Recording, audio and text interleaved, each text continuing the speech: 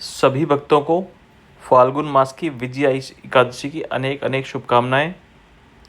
आज हम पढ़ेंगे पद्म पुराण जी से फाल्गुन मास की विजया एकादशी की कथा।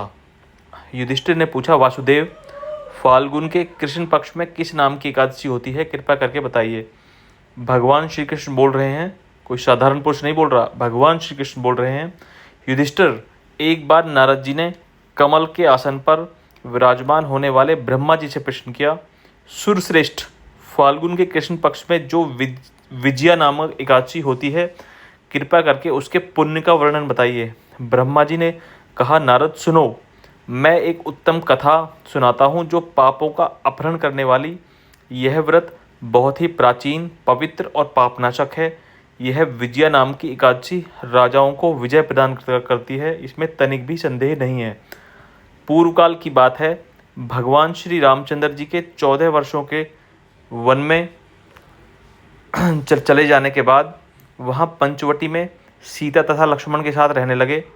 वहाँ रहते समय रावण ने चपलतावश विजयात्मा श्री राम जी की तपस्विनी पत्नी सीता को हर लिया।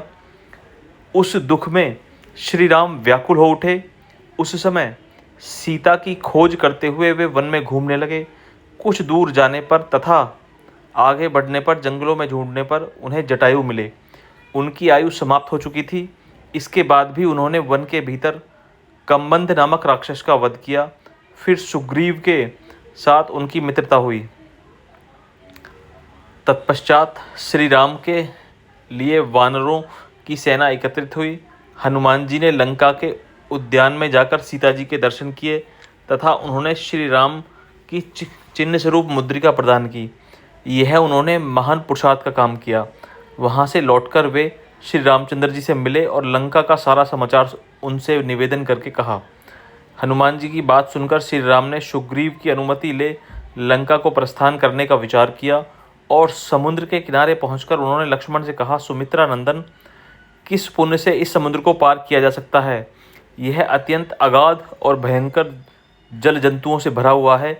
मुझे ऐसा कोई उपाय नहीं दिखाई देता जिससे उसको सुगमता से पार किया जा सके।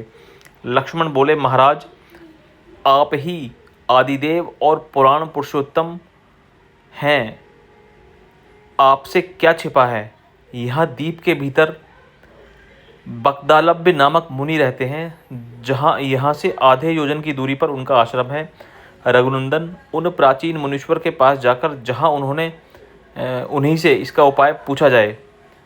लक्ष्मण का यह अत्यंत सुंदर बात सुनकर श्री रामचंद्र जी महामुनि बालकभ्य बकदालभ्य से मिलने के लिए गए।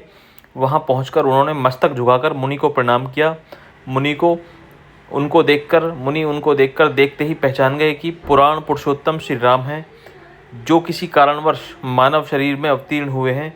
उनके आने को से महर्षि को बड़ी प्रसन्नता हुई। उन्होंने पूछा, श्री राम, आपका यहाँ आगमन कैसे हुआ? श्री राम बोले, ब्राह्मण, आपकी कृपा से राक्षसों सहित लंका को जीतने के लिए सेना के साथ समुद्र के किनारे आया हूँ। मुने, अब जिस प्रकार समुद्र पार किया जा सके वह उपाय बतलाइए और मुझ पर कृपा कीजिए। बकदालभ्य ने कहा, श्री राम, फागुन के कृष्ण पक्ष में जो विजया नाम की एकादशी होती है, उसका व्रत करने से आपकी विजय होगी। निश्चय ही आप अपनी वानर सेना के साथ समुद्र को पार कर लेंगे। राजन, अब इस व्रत का फलदायक विधि सुनिए। दशमी के दिन आने पर एक कलश स्थापित करें। वह सोना, चांदी, तांबे अथवा मिट्टी के भी हो सकता है। उस कलश को जल में भरकर उसमें पल्लव डाल दें। उसके ऊपर भगवान नारायण के स्वर्ण में की विग्रह की स्थापना करें। फिर एकादशी के दिन प्रातःकाल स्नान करें। कलश को पुनः स्थिरतापूर्वक स्थापित करें। माला, चंदन, सुपारी तथा नारियल आदि के द्वारा विशेष रूप से उसका पूजन करें। कलश के ऊपर सप्त धान्य और जौ रखें। गंध, धूप, दीप और भांति भांति के नैवेद्य से पूजन करें तथा कलश के सामने बैठकर वह सारा दिन उत्तम कथा, वार्ता आदि के द्वारा व्यतीत करें तथा रात में भी वहाँ जागरण करें। अखंड व्रत की सिद्धि के लिए घी का दीपक जलाएं। फिर द्वादशी के दिन सूर्योदय होने पर कलश को किसी जलाशय के समीप, नदी, झरने या पोखरे के तट पर ले जाकर स्थापित करें। उसकी विधिवत पूजा करके देव प्रतिमा सहित उस कलश को वेद वेता ब्राह्मण के लिए दान कर दें। महाराज, कलश के साथ ही और भी बड़े बड़े दान देने चाहिए। श्री राम, आप अपने यूथपतियों के साथ इसी विधि से प्रयत्न पूर्वक विजया का व्रत कीजिए, इससे आपकी विजय होगी। ब्रह्मा जी कहते हैं, नारद, यह सुनकर श्री रामचंद्र जी ने मुनि के कथनानुसार उस समय विजया एकादशी का व्रत किया। उस व्रत के करने से श्री रामचंद्र जी विजयी हुए। उन्होंने संग्राम में रावण को मारा, लंका पर विजय पाई और सीता को प्राप्त किया। बेटा, जो मनुष्य इस विधि से व्रत करते हैं उन्हें इस लोक में विजय प्राप्त होती है तथा उनका परलोक में भी अक्षय बना रहता है।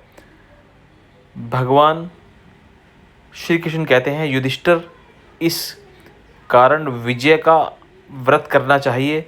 इस प्रसंग को पढ़ने और सुनने से वाजपेय यज्ञ का फल मिलता है। श्रीमन नारायण, श्रीमन नारायण।